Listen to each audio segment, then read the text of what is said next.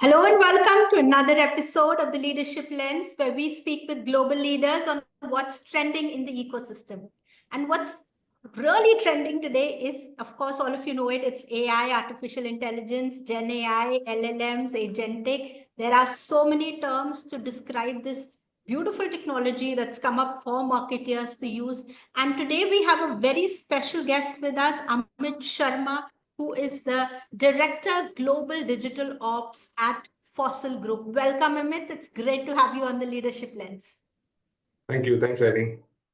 So why we have Amit is because he has this really, great combination of expertise in e-commerce, in marketplaces, and in AI. And I think these are two pieces, retail media and AI, which are really the biggest trends out there today. Amit is also a member of the Fossil Foundation as the Innovation Committee member, which leads Fossil's CSR practices for the community. And they do a lot of good work, though it is not publicly known, but they do an amazing level of work there. So thank you for making that happen, Amit, and welcome once more to the Leadership Lens. Thanks a lot, Shiny, for the opportunity and bringing me on this platform to ensure that my fellow colleagues are aware about what Fossil Group is doing in different areas, plus how I am being involved in Fossil Foundation as an innovation committee member, how it has transformed my lives from a personal standpoint, how we are influencing the lives of adolescent kids and ensuring that the education is being rolled out to all who actually need it. So thanks a lot for that. Wonderful. And Amit, Fossil's done a lot of work with AI, and you've really explored this field to quite a level. Can you tell me, cutting out all the jargon and so many things out there, as with all trends, what has been the truly transformational changes that AI has brought to marketing or business to the Fossil Group? I think AI for us at Fossil Group has given us good opportunities, and those are enhancing personalization, predictive analytics, and automation across digital retail and marketing. I think integrating AI-driven tools into areas like product content creation, demand forecasting, dynamic pricing, customer support, and marketplaces and D2C, plus media optimization. So that's actually how it is reshaping on our operations, and it is actually impacting our global operations and improving our efficiencies in inventory, reducing our manual touch points. And that's how I think it's a combination of technology plus data-driven approach that helps in decision making across our organization. And when we say data-driven, I understand there is a lot of testing involved. It's not like one day you apply AI to a huge bunch of data. How do you do this testing in different areas of business to make sure that you're getting the right outputs out of it, out of AI? Okay, so testing, if I may tell you, testing is actually embedded in our digital DNA. And whether it's A and B testing on creatives and pricing on marketplaces, experimenting with SEO structures on PDP content, right? Optimizing media spend across our performance channels. So we take a very structured test and learn approach. Every other business case goes through an A and B testing, and how we additionally on operational side, we pilot workflow automations, localization strategies in specific markets before even they scale globally. For example, in India, if we are doing something for the India side, then that's for a relevant target audience. And that's how we test them, and then we scale them globally instead of just taking a simple approach of going global, right? This iterative mindset actually helps us in reducing risk, uncovering our insights early, and then driving decisions which are based on actual user behavior and not just assumptions or maybe some bit of data that is not relevant for across the globe. Yeah. So start small. Scaling also creates certain challenges when you do this. It's not like if it works in a set of 100, it'll work the same way in a set of 1,000, 10,000. No, Right? for example, Shani, I'm sorry to interrupt. A strategy which we built for India, be it for any data-driven approach, it is not necessary that it will make sense for China or it will make sense for Europe as well, right? So that's the reason why we go with A and B testing at a region level or the country level or at a particular division or function level as well, right? And then we do the A&B testing. We look at the results. Where are we? Whether we are expanding it, or whether we are stopping it, or we are actually expanding it to the globe. So that's how I think making a data-driven decision with an approach of local to global will help a lot of brands in driving the AI strategies carefully and beautifully. I think one thing when I work with Gen AI or any of these AI models, I feel because it's so easy one, and it is superbly fast.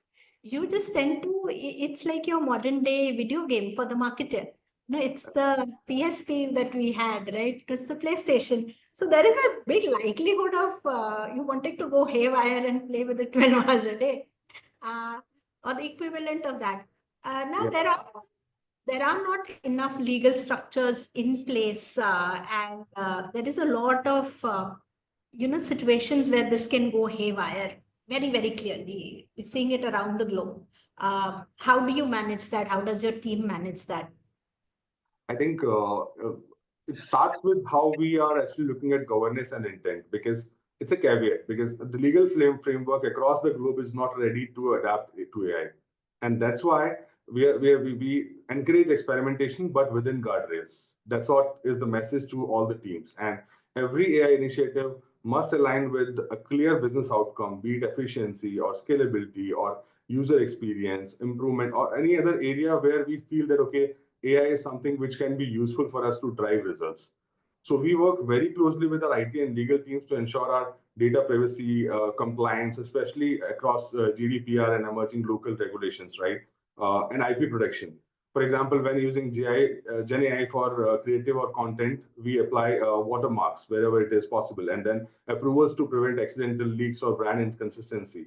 Because these are the things that we can do in the current legal framework, but we have to be very cautious and carefully. We have to drive our AI related results, because that's where tomorrow the legal framework may come and it may jeopardize the entire effort.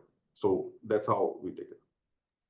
Can you share? I mean, this is, I think, a very, very important topic globally for all marketers, and we're all grappling with how to do this. So, are there any specific ways you've cracked this, or any specific,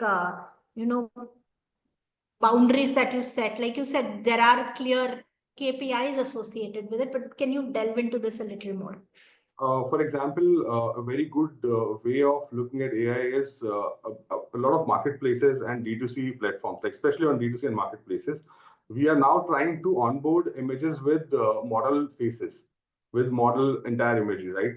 And generating them using Gen AI may have an issue tomorrow, because right now, if there are claims that those faces won't match anybody live on Earth, but tomorrow it may come as a claim from anyone, and nobody will be able to respond to that, right? So that's where we take very careful measure in not using any model faces wherever we are generating our images using AI.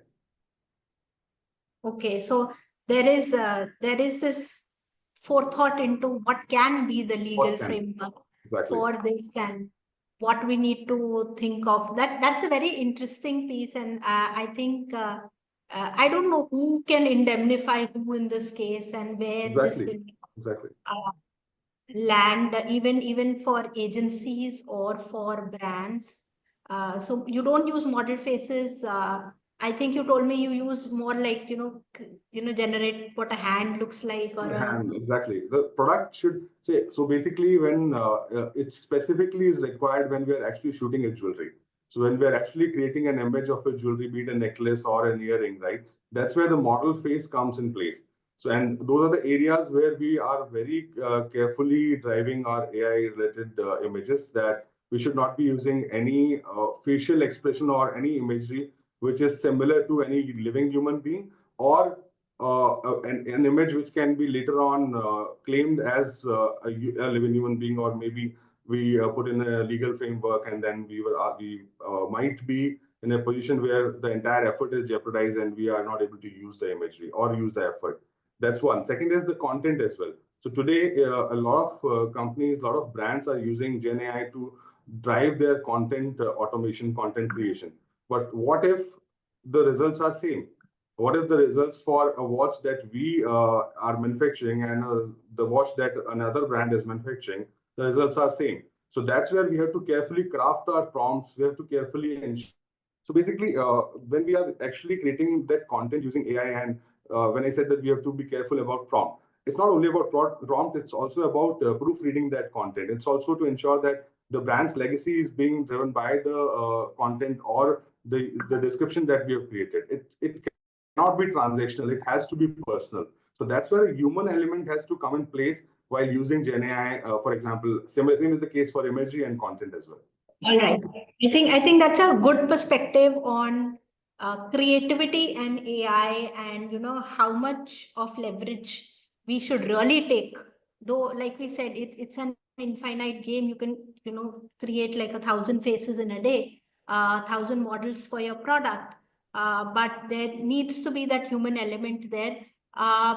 So definitely, I mean, then it brings me makes me wonder about the question of a lot of brands using AI generated influencers for their product. So does this fall into the same purview? I mean, is that something that can potentially get into a legal tussle later? It can. So that's the reason why we have to be careful in taking the AI approach at this stage, and we have to be conscious on the kind of legal framework that may come. So probably if that is not, if for example, if it is not available in India right now, we can take help from the legal laws and legal frameworks that are built across the globe to ensure that we are compliant to them. And that's where we are consciously taking help from our IT and legal to ensure that we are creating a governance model around it, and then we are taking that approach.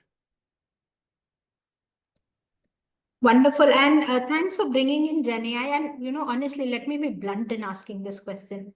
Is Gen AI more hype than help? Because what you're telling me, it's also scaring me to a certain level. How do you really use it in day to day? So, in our opinion, Gen AI is definitely more hype than help when it comes to complex creative storytelling and automated decision making in nuanced regional context, right? Like I tell you, the imagery part, the content part, right? Especially in markets like India and China, where culture and language plays an important role, right? This said, I mean, we embedded Gen AI in content creation for long tail products, not for entire assortment. We do PDP enrichment as well using AI, Gen AI, and creative variations for marketplaces. For example, a product has to be, a creative has to be automated. Then can Gen AI help us? And that's where Gen AI is helping us, right? And even in some internal documentations, SOP creations, and all that stuff. But it doesn't replace teams, it augments them. That's what is the message. And accelerating time to market and freeing up capacity for high order thinking is something that's where Gen AI is helping. But I would say that we'll have to take very careful steps in using Gen AI for efficiency and creativity. So, take it with a pinch or maybe a pound of salt. Yeah. We're talking about Gen AI. All right. So we've spoken a lot about AI, and one of the other things that I wanted to talk to you was about retail media and marketplaces, because Fossil does a lot of work, and you are really doing well across marketplaces, across across countries, why it's interesting for me is because this is not an everyday product. This is not a extreme luxury product. This is a very, very premium segment product, and doing very well on marketplaces. So tell me a little bit about your marketplace strategy, and I'll come to the next question after that. Okay. I think marketplaces in India, they need to evolve beyond volumes, and it should be a value-driven retail, right? Right now, we are at we are in that situation or at that juncture where every marketplace is actually going beyond volumes. They are competing on volumes. But I think volume-driven retail is something which is very important.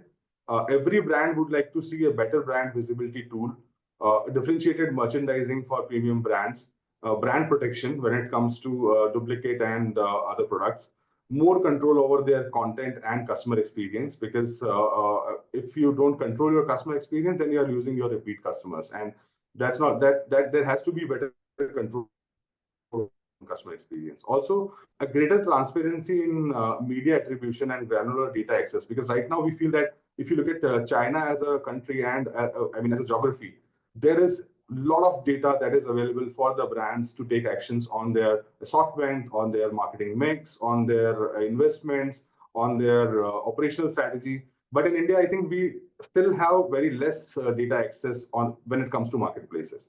Media attribution is again falling behind in that space, right? Co-innovation on formats like AR, VR, and try-ons, because marketplaces these days, and as any other brand or company, we have been enhancing our platforms, be it a marketplace or a D2C, right? We are using different technologies to enhance the customer experience. But I think a collaboration with the brands will help in driving that in much efficient way, and will give us more meaningful outputs when it comes to collaboration.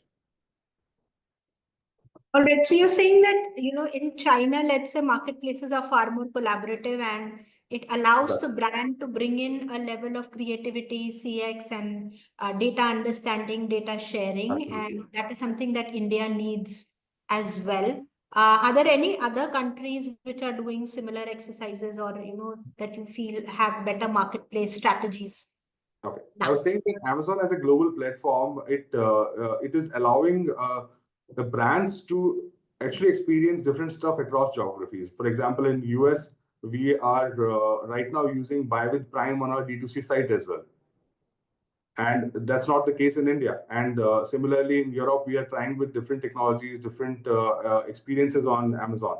So I think in India, marketplaces has to start using those technologies, and that's how we will be able to win the game, and we will be at par with other geographies as well. So what's really stopping marketplaces in India from doing this? I think Is it I think I answered that initially. Right now, it's a volume game. It's not a value-driven retail game. So volume-driven is something which is actually keeping the value-driven retail at a very slower pace. I'm not saying it is not started. It has started. Marketplaces have been doing a lot, and I have seen a lot of transformation on a lot of platforms. But I think it's at a very slow pace right now. Which brings me to the latest trend in marketplaces, quick commerce. And, for a brand like Fossil, have you tried the quick commerce game? Have you tried this thing? Does it work for a product like Fossil? I think while it's more suited for FMCG and impulse buys, but we see potential in last mile gifting, festive specific capsules, and even hyper local premium drops, because that's where the expectation of Gen Z has for speed and convenience don't stop at groceries, right? So they don't want to stop at groceries. They want their experience to go beyond these categories. So I think if integrated smartly, quick commerce can complement our omnichannel strategy, especially in tier one cities where we have large stores, where we have greater, visibility and availability. So during occasions like Diwali, Rakhi, Valentine's Day, these are the occasions where, for us, it can be a game changer. So have you done some of these campaigns? Not yet. But I think it's still on cards. While we're not the first brand, we're not amongst the first brands to try it from an affordable luxury segment. There are high-level phones as well that got sold on quick commerce, right? Yes. I think jewelry also started selling gold. I think can't get more luxury than that. Right. Absolutely. Yes. All right. So coming, you mentioned Gen Z and why it's important, why quick commerce brings in that angle of, understanding Gen Z's expectations. What are, while Fossil was quite a premium and a trademark brand for the millennial generation, what about Gen Z's? How are you building that? How is brand building happening with Gen Z? I think, okay, a lot of brand will vouch with this statement of mine. For Gen Z's authenticity, inclusivity, and experience. These are the three terms that matters for them, right? And Fossil is actually leaning into a storytelling rooted in purpose, such as sustainability. When we talk about our leather products, right? We are among the few brands who are actually focusing more on sustainability as compared to a volume-driven approach, right? Self-expression. We collaborate with local influencers, build limited edition capsule drops, and we also curate platform native experience on Instagram, YouTube, and marketplaces, because We cannot just create a similar experience on all these platforms. They have different tangents, different kind of locale, different kind of technologies, right? We are also investing in hyper-localized content and chat-based commerce pilots in key markets. For example, in India and in other markets as well, we are actually trying with chat-based commerce pilots. So that's something which we are actually keeping, while keeping in mind Gen Zs, we are moving into these directions. And at every touch point, the aim is to meet Gen Z where they are instead of just following a different audience altogether. And with the with the brand voice that feels personal to them and not corporate. And same statement as I said earlier, our storytelling cannot be transactional; it has to be personal. So that's where I think we are building it for Gen Z. So personalized storytelling, meeting them at a point where they are, and then there is Gen Alpha, which is turning out to be major influencers, and purchasers are also, at least in tier 1, tier 2 cities. So is that a different? Is there any different strategy that you're following for a Gen Alpha, or is the focus still on Gen Z? I think Gen Alpha is actually following latest trends of a day in my life, GIWM, and all that stuff. So we are not yet there, but I think we will very soon be there for Gen Alpha as well. Wonderful. I think we captured a lot of good information today. Amit, thank you so much for taking the time to do this with us. And we will hopefully see you soon. Sure. Thanks, Jenny. Thanks a lot.